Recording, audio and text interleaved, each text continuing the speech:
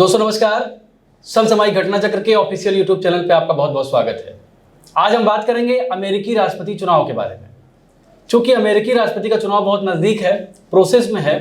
भारत में एक तरफ एक राष्ट्र एक चुनाव की चर्चा हो रही है और कहा जा रहा है कि चुनावों के बोझ से सरकारें मुक्त होना चाहती हैं। वहीं अमेरिका में ये प्रक्रिया लगातार अनवरत चलने वाली प्रक्रिया है और अमेरिका का चुनाव कुछ ऐसा चुनाव है जिससे आम जनमानस बहुत कम जागरूक होता है। इसके बारे में वो इसके प्रोसेस को समझ नहीं पाता है। किसी को कन्फ्यूजन होती है कि अमेरिका के इलेक्शन में डायरेक्ट वहाँ के सिटीजन भाग लेते हैं, किसी को कुछ और चीज़ें समझ में आती हैं। तो कुल मिलाकर क्रिस्टल क्लियर नहीं हो पाता है। और अगर तैयारी के दृष्टिकोण से देखा जाए, सिविल सर्विसेज के दृष्टिकोण से देखा जाए तो ये और भी महत्वपूर्ण हो जाता है। तो ये वीडियो ना केवल तैयारी करने वालों के लिए है, बल्कि जो भी लोग जो जागरूक हैं, जो समझना चाहते हैं कि अमेरिकी राष्ट्रपति प्रणाली कैसी है, किस तरह काम करती है। हमारे साथ मौजूद हैं हमारे संस्था के चीफ एडिटर सर। पहले तो बहुत बहुत स्वागत सर आपका। थैंक यू वेरी मच, आपने समय दिया। सर सबसे पहला तो यही है कि ये इतनी क्लिष्ट प्रक्रिया है कि आम लोगों को समझ में नहीं आती। मैंने बहुत सारे छात्रों से बातचीत करने की कोशिश की तो उनका ये कंसर्न रहता है कि उनको अमेरिकी चुनाव प्रणाली को नहीं समझना है, क्योंकि वो इतनी क्लिष्ट है कि उनको लगता है कि ऐसा कुछ मिले जिससे उनको क्लियर हो जाए सब कुछ। देखिए थोड़ा सा इनके बारे में। देखिए, जब तक क्रिस्टल क्लियर ना हो कोई चीज़, तब तक ऐसा लगता है जी कि ये बात बहुत क्लिष्ट है, बहुत दुरूह है जी। लेकिन अगर क्रिस्टल क्लियर हो जाए तो उसके बाद ऐसा लगता है ये तो हमारी चीज़ अपनी हो गई, हम इसको जान गए और आप दूसरों को भी बता सकते हैं। इतना क्रिस्टल क्लियर होना चाहिए। तो हम लोग इस तरह की वार्ता यहाँ कर सकते हैं। अब उस आगे पहुँचने से पहले, कुछ और बात करने से पहले एक पृष्ठभूमि पर हम थोड़ी सी बात करेंगे। जैसे अमेरिका आधुनिक विश्व का सबसे पुराना लोकतंत्र है। कहते तो हैं कि भारत में वैशाली में सबसे पुराना लोकतंत्र की बात हुई, लेकिन अगर हम आधुनिक विश्व की बात करेंगे तो 1776 में अमेरिकी स्वतंत्रता प्राप्त हुई और उससे लगभग 10 साल बाद वहाँ एक सेज विद्रोह हुआ जो अमेरिका के लोकतांत्रिक इतिहास में मील का पत्थर साबित हुआ।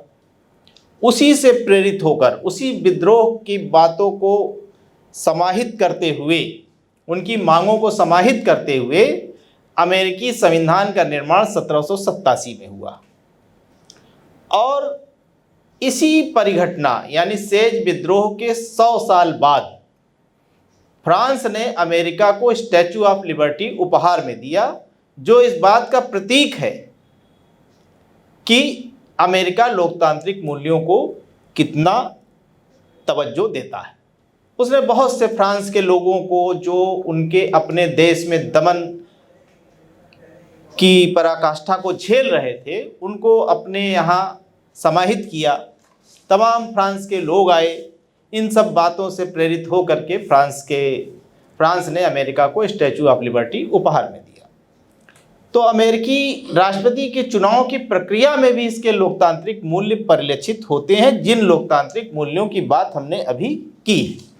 अब जैसे दुनिया का सबसे बड़ा लोकतंत्र भारत को कहा जाता है, क्योंकि जनसंख्या यहाँ ज़्यादा है और लोकतंत्र है। चीन की जनसंख्या हमसे ज़्यादा है लेकिन वहाँ लोकतंत्र नहीं है। तो हम लोग आज क्या कर रहे हैं, अपने यहाँ हम किस बात की चर्चा कर रहे हैं कि हर समय चुनावी मोड से बाहर आइए, एक राष्ट्र एक चुनाव की बात करिए, क्योंकि चुनावी मोड में हर समय रहने पर विकास प्रभावित होता है। लेकिन अमेरिका तो कम विकसित नहीं, वहाँ तो चुनावी मोड में प्रायः लोग रहा करते हैं। और तब हम देखें तो इस तरह का विचार हमारे पृष्ठभूमि में चला जाता है, हमारे स्मरण से बाहर चला जाता है अगर अमेरिका की बात हम करेंगे। तो अमेरिका की जो चुनाव प्रणाली है वो यही है, हर वक्त चुनावी मोड में रहते हैं। जैसे प्रत्येक 4 वर्ष में अमेरिकी राष्ट्रपति के चुनाव होते हैं, लेकिन उसकी तैयारी 1 साल पहले से ही हो जाती है। यानी जो 2025 में 20 जनवरी को राष्ट्रपति शपथ ग्रहण करेंगे, उसकी तैयारी जनवरी 2024 से ही चल रही है। एक तो ये, और जैसा आपने भी चर्चा किया कि सीनेट के, हाउस ऑफ कॉमन्स के चुनावों के लिए भी अमेरिकी जनता लगातार चुनावी मोड में रहती है। प्रत्येक 2 साल पे इसका चुनाव वहाँ, क्योंकि वहाँ 2 साल पर चुनाव होता है। हाउस ऑफ कॉमन्स का, जी।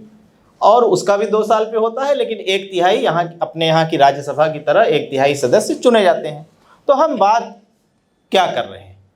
हम बात कर रहे हैं कि अमेरिकी राष्ट्रपति चुनाव प्रणाली दरअसल है क्या। तो इसको समझने के लिए 3 बातें समझना चाहिए कि सबसे पहले तो उम्मीदवार का चयन कैसे होता है, फिर उन उम्मीदवारों के चयन के पश्चात चयनित उम्मीदवारों के चयन की व्यवस्था, यानी अगर उम्मीदवार के चयन से यहाँ आशय है किसी दल के उम्मीदवार का चयन, यानी अगर वहाँ 2 पार्टियां हैं, रिपब्लिकन पार्टी और डेमोक्रेटिक पार्टी, तो उनके अपने राष्ट्रपति पद के उम्मीदवारों का चयन कैसे करते हैं? एक तो ये प्रक्रिया।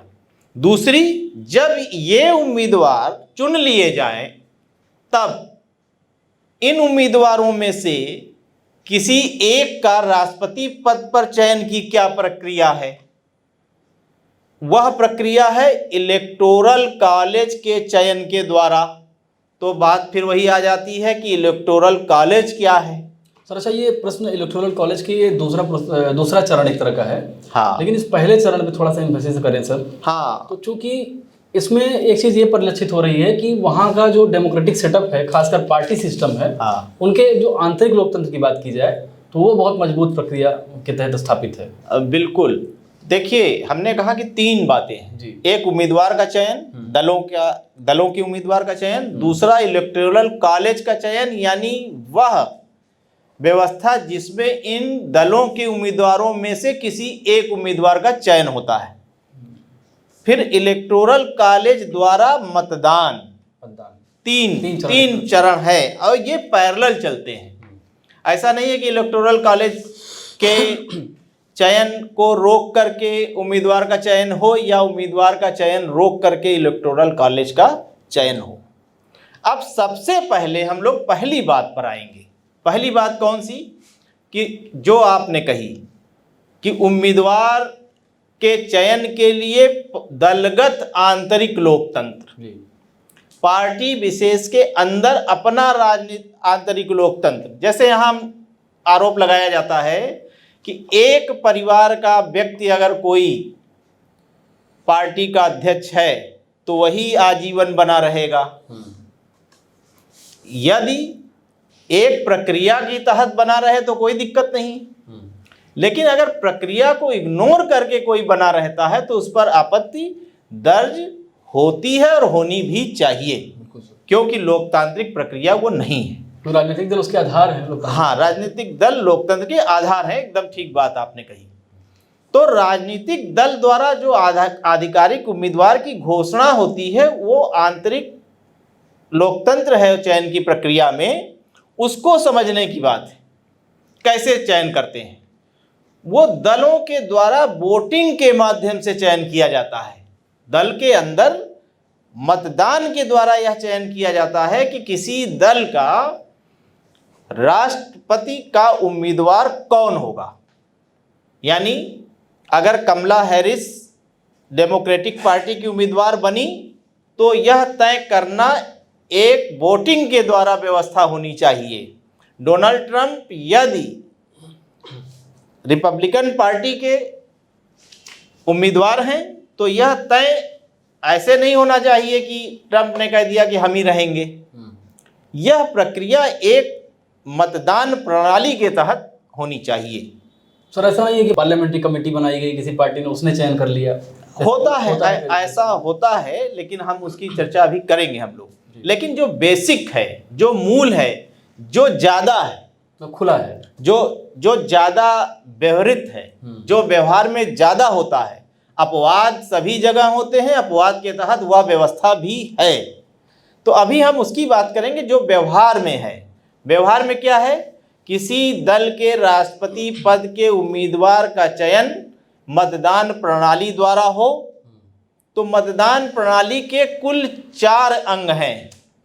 एक है प्राइमरीज। प्राइमरीज एक तरह से प्राथमिक व्यवस्था है मतदान की, जिसके द्वारा तमाम नाम अगर किसी दल में उभर रहे हैं राष्ट्रपति पद के लिए तो एक या दो नाम आगे बढ़ाए जा सकें, ये व्यवस्था है प्राइमरीज की। अब प्राइमरीज क्या है? प्राइमरीज के तहत आम जनता द्वारा और दलों के जो पंजीकृत सदस्य होते हैं उनके द्वारा मतदान कराया जाता है कि अगर कई उम्मीदवार रेस में हैं किसी दल के, तो कौन से उम्मीदवार ज्यादा मत प्राप्त कर रहे हैं या ज्यादा लोकप्रिय हैं। कैसे पता चलेगा? मतदान के द्वारा। तो प्राइमरी भी 3 प्रकार की होती है। एक होती है ओपन प्राइमरी, लगभग 20 राज्य इसमें सहमत हैं। ओपन प्राइमरी क्या है इसको आप समझ लीजिए। ओपन प्राइमरी यानी किसी भी राजनीतिक दल से कोई प्रतिबद्धता जरूरी नहीं है, कोई भी वोट कर सकता है। कोई भी वोट कर सकता है। यानी कि अगर कोई डेमोक्रेट का सदस्य है वो भी कर सकता है रिपब्लिकन में घुस के, मतलब वो भी कह सकता है कि मैं इसका चाहता हूँ। हाँ, इसका चाहता हूँ। ये ओपन प्राइमरीज है। यानी ये राज्य इस बात की सहूलियत देते हैं कि आप आइए और हमारे यहाँ किसी दूसरे दल के ओपन प्राइमरीज में जाकर के वोट दे दीजिए। और कोई भी पंजीकृत मतदाता किसी भी दल की प्राइमरी में वोट डाल सकता है। यानी हम डेमोक्रेटिक पार्टी में हैं और हमको अपनी पार्टी का सदस्य नहीं भा रहा है, तो हम जाएंगे रिपब्लिकन वाले को वोट दे के चले आएंगे। उसको होना चाहिए, कर सकते हैं।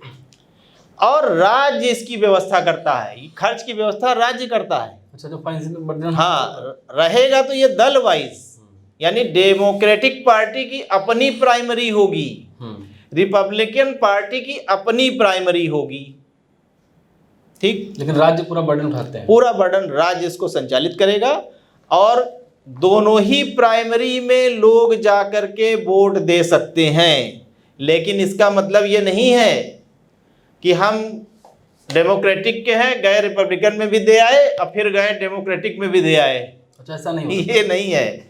ये है कोई मतदाता किसी एक दल की प्राइमरी में भाग ले सकता है। अच्छा। वो तय कर ले, भले हम डेमोक्रेटिक के हैं लेकिन हम रिपब्लिकन को देना चाहते हैं, जाके दे के आ सकते हैं। लेकिन हम ऐसा नहीं है, फिर तो वोट खरीदने का सिस्टम चालू हो जाएगा। हाँ, कि भाई अपने में दिया हमारे में भी दो, उसमें चीजें पता भी नहीं चल पाएंगी, पता नहीं चल पाएंगी। तो ये एक प्रतिबंध है कि ओपन प्राइमरीज में ये व्यवस्था तो है कि एक राजनीतिक दल का दूसरे राजनीतिक दल को जाकर के दे सकता है, लेकिन वह किसी एक को ही देगा। अब मतदान गुप्त होता है। मतलब सर सही तरह से देखा जाए तो 2 बार वोट देने का मौका मिलता है। हाँ, बिल्कुल बिल्कुल 2 बार वोट देने का। एक बार तो वो उम्मीदवारी तय कराएगा कि यह व्यक्ति ठीक है कि नहीं है, डिसेंट्रलाइजेशन ऑफ डेमोक्रेसी। हाँ, फिर एक हमने कहा प्राइमरी 3 प्रकार की होती है। एक ओपन प्राइमरी जिसमें कोई प्रतिबंध नहीं है, कोई किसी भी दल का व्यक्ति किसी भी दल को वोट दे, कोई अर्थ नहीं है। और जो इंडिपेंडेंट है यानी किसी भी दल से प्रतिबद्धता नहीं, वो भी किसी को दे, यानी प्रत्येक व्यक्ति किसी को दे, कोई प्रतिबंध नहीं। एक है क्लोज्ड प्राइमरी, इसी का जस्ट अपोजिट। इसमें जिस दल का जो पंजीकृत होगा अपने दल की प्राइमरी में जाकर के वोट डालेगा, दूसरे दल की प्राइमरी में नहीं जा सकता। वहां देखा जाएगा कि आप अगर वो हैं, और दूसरे लोग जो इंडिपेंडेंट हैं यानी जो किसी भी दल से पंजीकृत नहीं है, वो भी नहीं जा सकते। क्लोज्ड है वो। किसके लिए क्लोज्ड है? केवल अपने दल के लिए वो क्लोज कर दी गई है कि आप, कोई और नहीं आ सकता। अपने दल का व्यक्ति आएगा, अपने दल का व्यक्ति किसी भी उम्मीदवार को कितना चाहता है ये बात बताएगा। एक इन दोनों के बीच की भी व्यवस्था है, सेमी क्लोज्ड प्राइमरी, यानी अगर पंजीकृत दल का है तो अपने में डालेगा, लेकिन कुछ ऐसे व्यक्ति हो सकते हैं ना इस दल में है ना उस दल में, हम किसी भी दल से संबंध नहीं रखते हैं, वो व्यक्ति किसी भी दल की प्राइमरी में जाके वोट डाल सकता है। ये इंतजाम किया जाता है। यानी प्राइमरी के द्वारा प्राथमिक स्तर पर किसी भी दल के उम्मीदवारों के बीच में से सबसे लोकप्रिय उम्मीदवार के चयन की व्यवस्था है। और ये 3 प्रकार की होती है, एक ओपन प्राइमरी, एक क्लोज प्राइमरी और एक सेमी क्लोज प्राइमरी। ये तीनों की बातें हमने आपको बता दिया। पहला चरण है ये पहला चरण है। ये इसमें 20 से 30% तक मतदान होता है। ऐसा नहीं कि बहुत ज़्यादा उतने ही परसेंट लोग आ जाते हों। 20 से कुल जनसंख्या के 20 से 30% तक ही मतदान होता है। आप जानते हैं कि कोई फाइनल सिलेक्शन तो हो नहीं रहा है, इसीलिए उतना उत्साह नहीं रहता है। लेकिन पार्टी के जो सदस्य होते हैं उनमें अपने दल के योग्य उम्मीदवारों को आगे बढ़ाने के लिए एक उत्साह होता है। पार्टी को भी क्लियर पता चल जाता है कि कौन से कैंडिडेट ज्यादा लोकप्रिय इतने है। से पता चल जाता है। अब जब प्राइमरी के जो रिजल्ट होते हैं, उनके जो दलों के प्रतिनिधि हैं, सक्रिय कार्यकर्ता हैं, उनमें खुली बहस होती है। उसको काकस बोला जाता है। जैसे ये चरण प्राइमरी का है, उसका अगला चरण काकस है।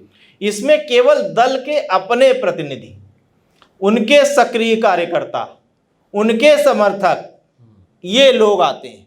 सर, कॉकस से संबंधित मैं देख रहा था कि 1992 में आईएएस में क्वेश्चन भी आया था। हाँ। फिर ये क्वेश्चन रिपीट भी हुआ 1996 में। काकस तो नहीं आता, एक तरह का वो है, समूह होता है। उसने पूछा था कि अमेरिकी राजनीति प्रणाली में काकस क्या है। काकस क्या है, तो वही काकस है। ये काकस है जो केवल अपने दल से रिलेटेड चर्चा करते हैं, अपने दल के प्रतिनिधि होते हैं। भारत में काकस का मतलब है किसी के चारों तरफ जकड़न बना दिया जाए और उसको अपने अनुरूप कार्य करने के लिए बाध्य किया जाए। तो यहाँ भी कुछ हद तक इस तरह का है कि अपने आदमी को आगे बढ़ाया जाए। इस टॉपिक का भी एक कॉकस है सर, ये सेकंड पेपर में बहुत महत्वपूर्ण है। काकस, अगर इंटरनेशनल रिलेशन दृष्टिकोण देखा जाए तो इसके जो दलों के प्रतिनिधि सक्रिय कार्यकर्ता खुली बहस करते हैं, ये भी मतदान करते हैं। अच्छा, कॉकस वाले मामले, काकस के लोग जो हैं ये भी मतदान करते हैं। सेकंड स्टेप है। हाँ, सेकंड स्टेप है। तो प्राइमरी का मतदान, काकस का मतदान, इन मतदान की व्यवस्था प्राइमरी और काकस के दौरान जो मत मिलते हैं, ये इनके माध्यम से डेलीगेट्स बनते हैं। जैसे मान लीजिए कि 60% लोग किसी एक दल को और 40% लोग किसी एक दल को मत दिए, तो एक आदमी का 3 डेलीगेट जाएगा सेंट्रल में और एक आदमी का 2 जाएगा उस जगह से। और इसी तरह सब जगह से होगा। यानी डेलीगेट्स का चयन होगा जो राष्ट्रीय सम्मेलन में जा करके अपने उम्मीदवार का पक्ष पोषण करेगा, अपने उम्मीदवार का वोट देगा और वहां पर उसको उम्मीदवारी दिलाने का प्रयास करेगा। यानी कुल 4 व्यवस्थाएं, एक प्राइमरी, एक काकस, दूसरी इन दोनों के मतदान के माध्यम से डेलीगेट्स का चयन, और ये डेलीगेट्स जाएंगे राष्ट्रीय सम्मेलन में और वहां अपने उम्मीदवार को वोट दे करके उनकी उम्मीदवारी को पुख्ता करेंगे और उसके नाम को आगे बढ़ाएंगे। इस तरह से कोई दल चुनते हैं, ये प्रक्रिया है। हाँ, ये प्रक्रिया है, यही आंतरिक लोकतंत्र है। इस प्रक्रिया के तहत कोई दल अपने राष्ट्रपति के उम्मीदवार को चुनता है, इस प्रकार से चुनता है। यानी उसमें जनता की भी भागीदारी है, उसमें दलीय जो कार्यकर्ता हैं उनकी भी संपूर्ण भागीदारी है। इस तरह से सर, ये से राष्ट्रपति, भारत के राष्ट्रपति की बात की जाती है तो उनकी अपनी कुछ योग्यताएं होती हैं, एलिजिबिलिटीज होती हैं। हाँ, अमेरिकी राष्ट्रपति में क्या स्थिति है? हाँ, वहाँ तो राष्ट्रपति प्रणाली ही है। तो वहाँ की भी राष्ट्रपति यह है कि जो एक तो जो जन्म लेते हैं अमेरिका के अंदर, एक योग्यता ये होनी चाहिए, या अमेरिकी माता पिता की संतान हो, चाहे जन्म अमेरिका से बाहर हुआ हो, वो लड़ सकते हैं, और 35 वर्ष की आयु हो। और बाकी चीज़ें तो रहती ही हैं कि कॉन्स्टिट्यूशनल प्रोविजन, अच्छे माइंड का होना चाहिए, ये सब चीज़ें, दिवालियापन नहीं होना चाहिए, वो सब बातें अपनी जगह है। तो इस तरह से एक योग्यता ये होती है और ऐसे लोग उम्मीदवार बनाए जाते हैं अपनी पार्टियों में, और वो उम्मीदवार प्राइमरी, काकस, डेलीगेट्स और राष्ट्रीय सम्मेलन में मत के माध्यम से राष्ट्रपति के चुनाव में खड़े होते हैं। तो सर, अब असली लड़ाई यहाँ शुरू होती है कि मतलब जैसे मान लीजिए डेमोक्रेट का उम्मीदवार तय हो गया, हाँ, अब कमला हैरिस तय हो गई, पहले बाइडेन साहब हाँ, थे, और फिर जो है डोनाल्ड ट्रंप हो गए, अब यहाँ से जो है दूसरा ये हो गया। तो अब ये हुआ कि मान लीजिए ये हो गए तो लोग सोचते हैं क्या डायरेक्ट लोग वोट देते हैं इन्हीं लोगों को? ये चीज है। तो ये नहीं होता, सीधे चुनाव नहीं होता, प्रत्यक्ष मतदान इन उम्मीदवारों को नहीं होता। क्या प्रक्रिया है सर इसकी अप्रत्यक्ष? इसके लिए अमेरिकी चुनाव के लिए एक इलेक्टोरल कॉलेज बनाने की व्यवस्था है। इलेक्टोरल कॉलेज बनाने की व्यवस्था है। यानी हर राज्य में कुछ संभ्रांत दलों के समर्थकों का एक समूह बनाया जाता है, जो कि प्रत्येक वहां के जिलों से आएंगे, आकर के एक समूह बनेगा। तो वो इलेक्टोरल कॉलेज जो बनेगा वही इन उम्मीदवारों को मतदान करेगा। मतदान करके ये फैसला करेगा कि कौन विजेता होगा। और इलेक्टोरल कॉलेज के जो लोग होंगे उनका भी चयन होगा।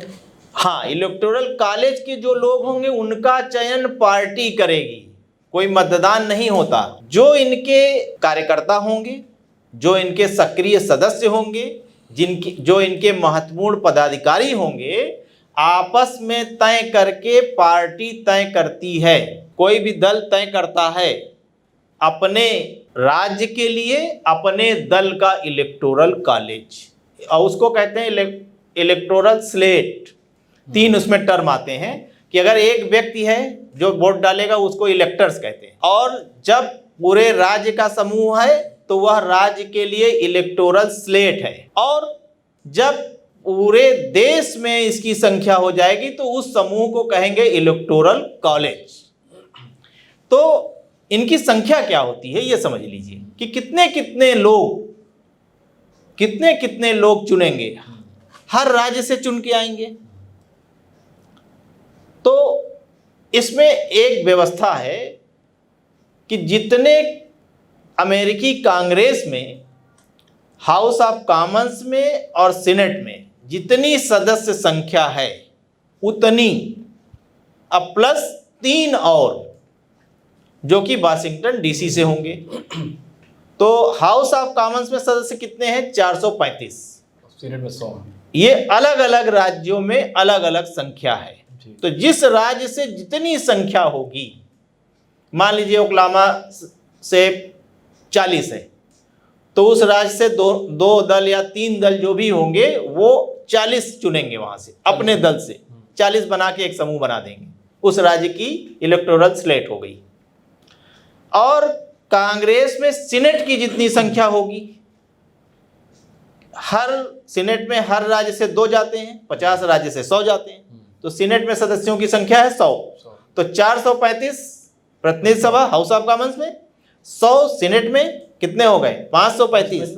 3 और वाशिंगटन डीसी से, यहां से कांग्रेस में प्रतिनिधि नहीं जाते, लेकिन इलेक्टोरल कॉलेज में यहां से 3 सदस्य लिए जाते हैं।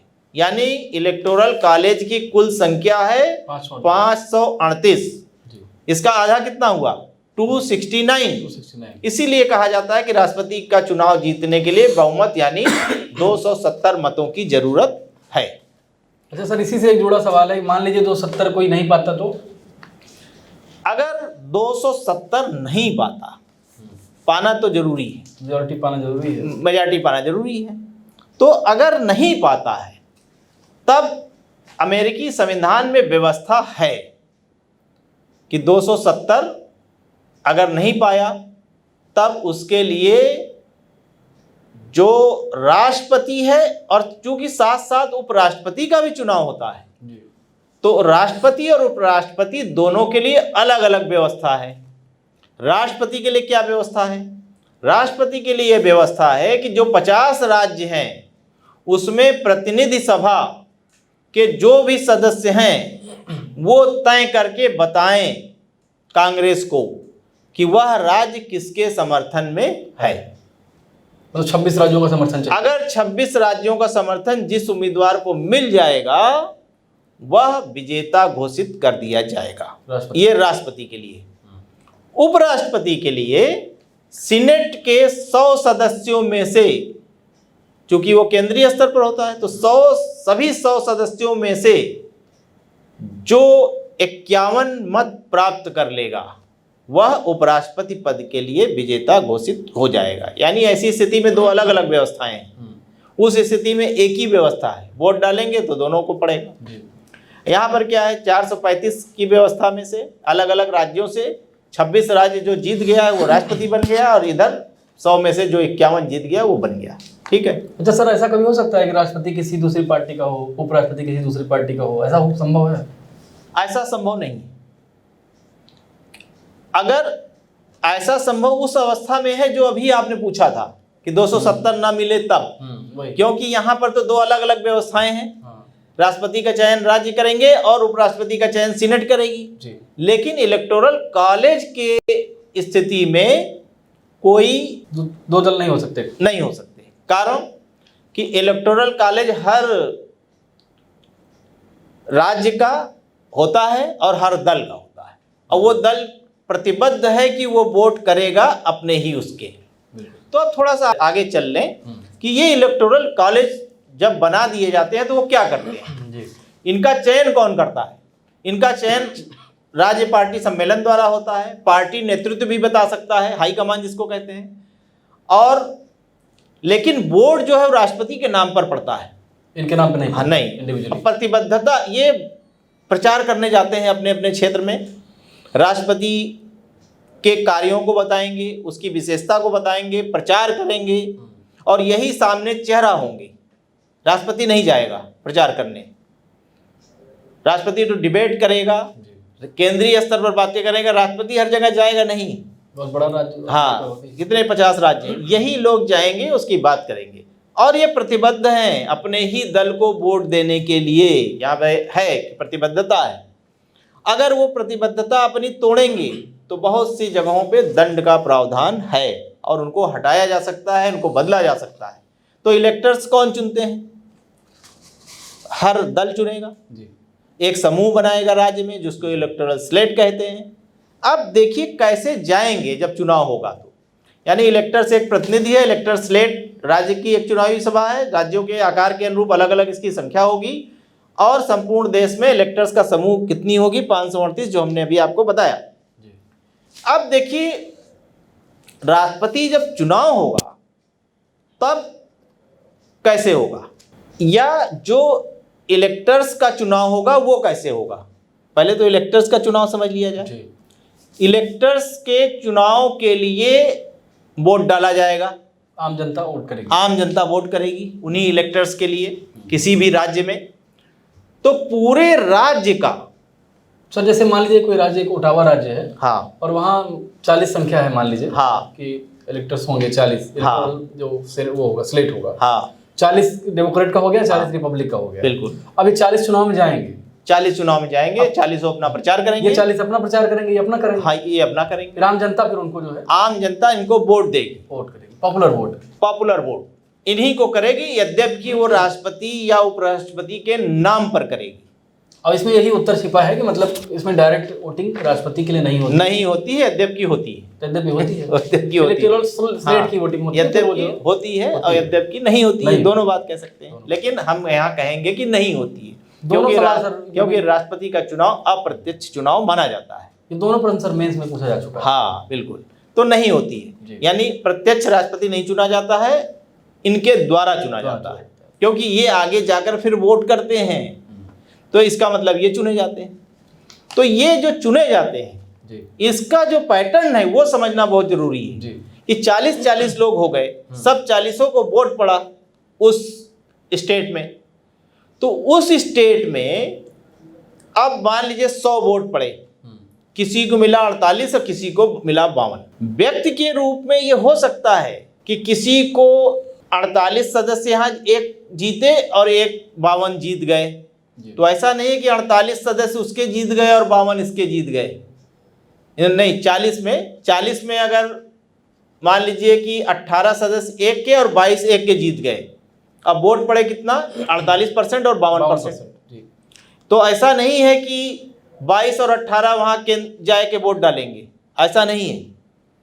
वो 40 के 40 22 वाले को चले जाएंगे, यानी वो 40 उस राज्य की सभी इलेक्टोरल स्लेट उस दल के पक्ष में विजेता घोषित होगी जो दल पूरे राज्य में ज्यादा पॉपुलर वोट गेन करेगा।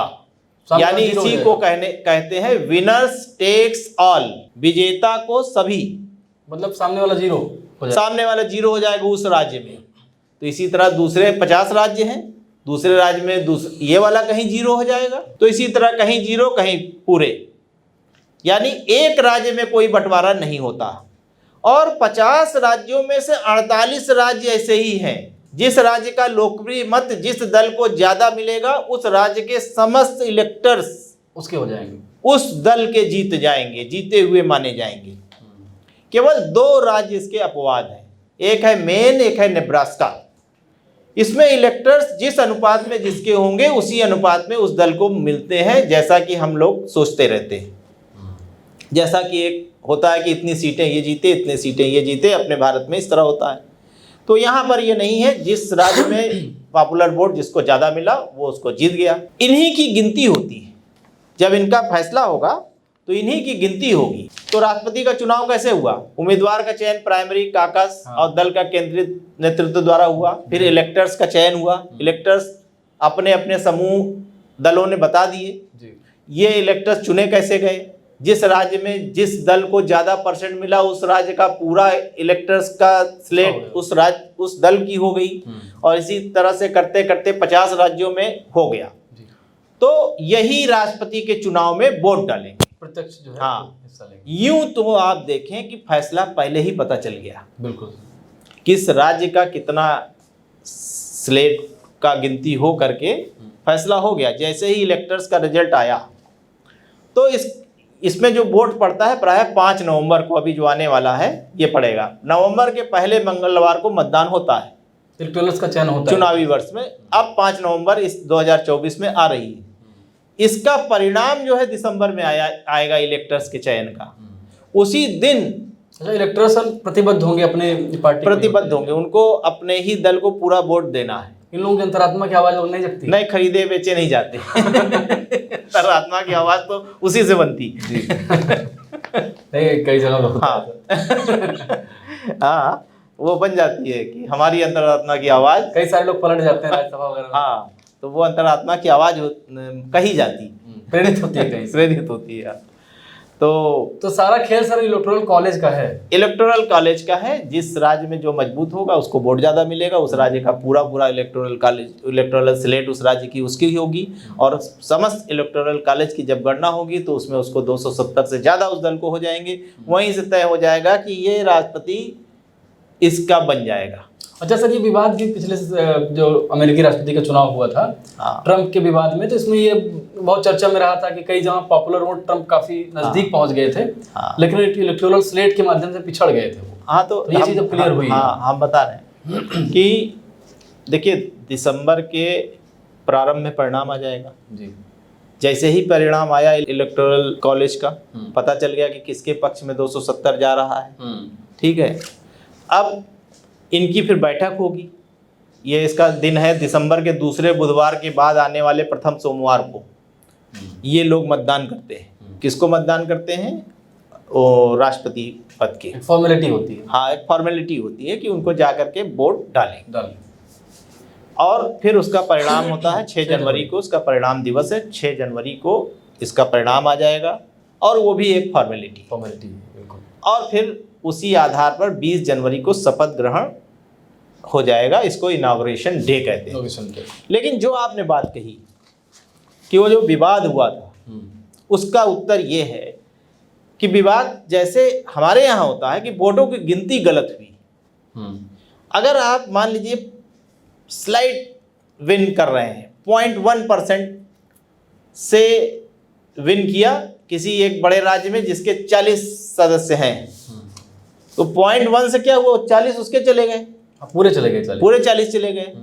अब तो दूसरा व्यक्ति डिमांड करेगा कि वोटिंग गड़बड़ हुई है, रिकाउंट हो। तो 0.1 ऐसा बेईमानी कर लिया और 0.1% अपना बढ़ा करके पूरा 40 ले लिया। अब उसको तो 40 दिख रहा है। अब वो जान रहा है कि अगर इस 0.1 को हम रिवर्स करा दें, 40 हमारे और हमारे 40 जहां हुए, हम 270 पार हो जाएंगे। यानी एक ही राज्य में अगर इस तरह का फैसला हुआ तो 270 पार खेल हो सकता है पूरा। तो इसी वजह से ये विवाद था। ट्रंप ने वो किया था। कई राज्यों में उन्होंने कहा था कि हमारे साथ बेईमानी हुई है, हमारे साथ छल हुआ है, हम मत ज़्यादा प्राप्त कर रहे हैं, यानी हमें उस राज्य की इलेक्टोरल स्लेट ज़्यादा चाहिए। तो ये हो गया आपका कि विनर्स टेक्स ऑल। अब एक थोड़ी सी चर्चा उसकी कर लें अमेरिकी कांग्रेस की भी, कि प्रतिनिधि सभा इसमें होती है, 435 सदस्य होते हैं, राज्यानुसार अलग अलग संख्या है, और हर 2 वर्ष पर यहाँ सभी सदस्यों के चुनाव होते हैं। जैसा कि शुरू में हमने कहा कि हर समय चुनाव मोड में रहते हैं, तो बहुत से प्रतिनिधि सभा के जो चुने हुए लोग होते हैं, चुनने के तुरंत बाद अपना प्रचार शुरू कर देते हैं एक साथ अगले चुनाव के लिए, क्योंकि 2 ही साल बाद उनका खत्म हो जाएगा। और सीनेट में 100 सदस्य होते हैं, प्रत्येक राज्य से 2 आते हैं, और हर 2 वर्ष पर 1/3 सदस्यों का चुनाव 6 साल का मतलब 6 साल का इनका कार्यकाल होता है। सर अच्छा ये बताइए, जैसे किसी राष्ट्रपति का चयन हुआ, हाँ, और शपथ लेने के पहले उसकी अगर मृत्यु हो जाती है तो क्या स्थिति बनती है? किसी राष्ट्रपति का चयन हो गया और शपथ के पहले अगर उसकी मृत्यु हो जाए, हाँ, तो क्या स्थिति बन सकती है? शपथ के ठीक पहले तो इनॉग्रेशन डे के पहले, इनॉग्रेशन डे, तो ये वही होगा कि देखिए जो अपने यहाँ व्यवस्था है, कार्यवाहक राष्ट्रपति, उपराष्ट्रपति भी चुना जाएगा, तो कार्यवाहक राष्ट्रपति उपराष्ट्रपति बन जाएगा जी, और फिर से चुनाव होगा शेष कार्यकाल के लिए। बीच में अगर मृत्यु हो जाती है तो शेष कार्यकाल के लिए फिर से होगा, तो उपराष्ट्रपति चुना जाएगा। अब ऐसा तो नहीं होगा कि राष्ट्रपति और उपराष्ट्रपति दोनों की ही कोई बात हो जाए। अगर ऐसा होता है तो फिर जो वहाँ का अध्यक्ष होगा कांग्रेस का, वो बनेगा। अच्छा सर, आपने वीडियो में इतनी डिटेलिंग बताई, इसमें 3 स्टेप ऐसे हैं, हाँ, जिसमें ये दिखता है कि लोकतांत्रिक जो एक मैच्योरिटी होती है, एक डेमोक्रेटिक मैच्योरिटी, वो जनता में भी दिखती है, हाँ, और वहाँ के लीडर्स में भी दिखती है। हाँ, सबसे पहले तो आपने बताया जो प्राइमरीज की बात की, हाँ, तो सबसे पहले तो एक मैच्योरिटी वहाँ दिखती है जहाँ पे आम जनता की सहभागिता अपने कैंडिडेट को चुनने में भी है। बिल्कुल है। हाँ। और फिर दूसरी बात आपने जो बताई कि जो इलेक्टर्स होते हैं, उनकी प्रतिबद्धता होती है कि वो अपने दल के लिए ही होंगे, तो वहां पर जो है वोट फॉर कैश या इस सारी संभावनाओं को वहां पे नकारा जाता है। ये लोकतंत्र का ये भी एक पहलू। अब यही है कि कभी ये होगा कि क्या प्राइमरी नहीं होगी तो क्या उम्मीदवार नहीं जाएंगे आगे लड़ने, तो कभी कभी होता है, लेकिन अधिकांश राष्ट्रपति इस प्रक्रिया से गुजरते हैं जो चुने गए हैं। कभी कभी विशेष परिस्थिति में इस प्रक्रिया के बिना भी उम्मीदवारी तय होती है। अच्छा। ये भी समझ लीजिए, चाहे अब कई हो सकता है चयनित उम्मीदवार यदि न लड़ना चाहे, जैसे जो बिडेन के मामले में हुआ जी, ये नहीं लड़ना चाहते थे, अपनी कमला हैरिस के मामले में यही हुआ, ये प्राइमरी से चुन के नहीं आई, हाई कमान यानी उच्च स्तर पर ही इनका चयन हो गया कि जो बिडेन की जगह इनका कमला हैरिस। लेकिन इसका कारण भी पार्टीगत दलगत नीचे का दबाव ही था कि जो बिडेन लड़ने योग्य नहीं है, दल के आंतरिक लोकतंत्र का दबाव ही था। अच्छा, इसमें भी सर एक परिपक्वता छिपी है जिस तरह की आप बात कर रहे हैं। हाँ, कि पार्टी किसी दबाव में ऐसा नहीं कर रही है, नहीं, पार्टी एक डेमोक्रेटिक सेटअप को बनाने में कर रही है। देखा उसमें कि ये उम्र के होने के कारण, उम्र दराज होने के कारण अपनी जो जिम्मेदारियां हैं उनका निर्वहन करने में इनको परेशानी आ सकती है, ये अक्षम साबित हो सकते हैं। तो पार्टी के सदस्यों ने दबाव बनाना शुरू कर दिया चारों तरफ से, तो अंत में क्या हुआ, वो खुद ही हट गए।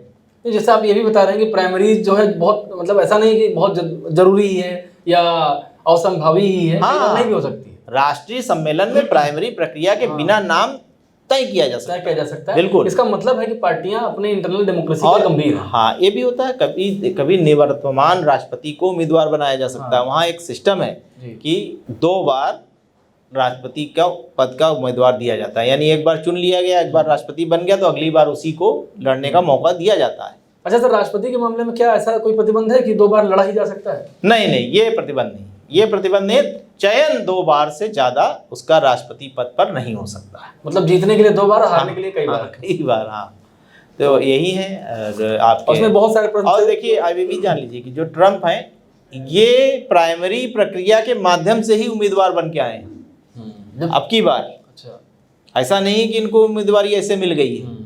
5 कुल 10 उम्मीदवार प्रारंभ में थे, फिर धीरे धीरे कम होते होते आगे बढ़ते अंत में ये विजेता बन के उभरे, मतदान के माध्यम से, प्राइमरीज के माध्यम से, काकस के माध्यम से, डेलीगेट्स के माध्यम से इनका मतदान हुआ, और ये सबसे उस प्रक्रिया में उभर के निखर के आए। हाँ, आए। ट्रम्प का ऐसे नहीं सिलेक्शन हुआ है।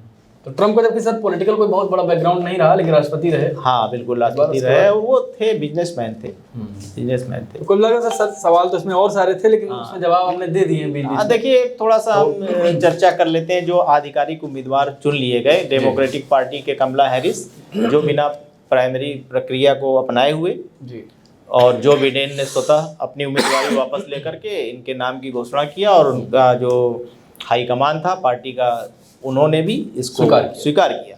और रिपब्लिकन पार्टी के डोनाल्ड ट्रंप जो प्राइमरी प्रक्रिया को पूरी करके आए।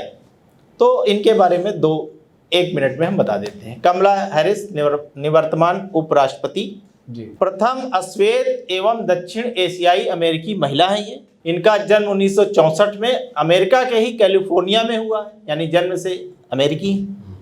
लेकिन इनकी माँ श्यामला गोपालन भारत के तमिलनाडु राज्य से हैं।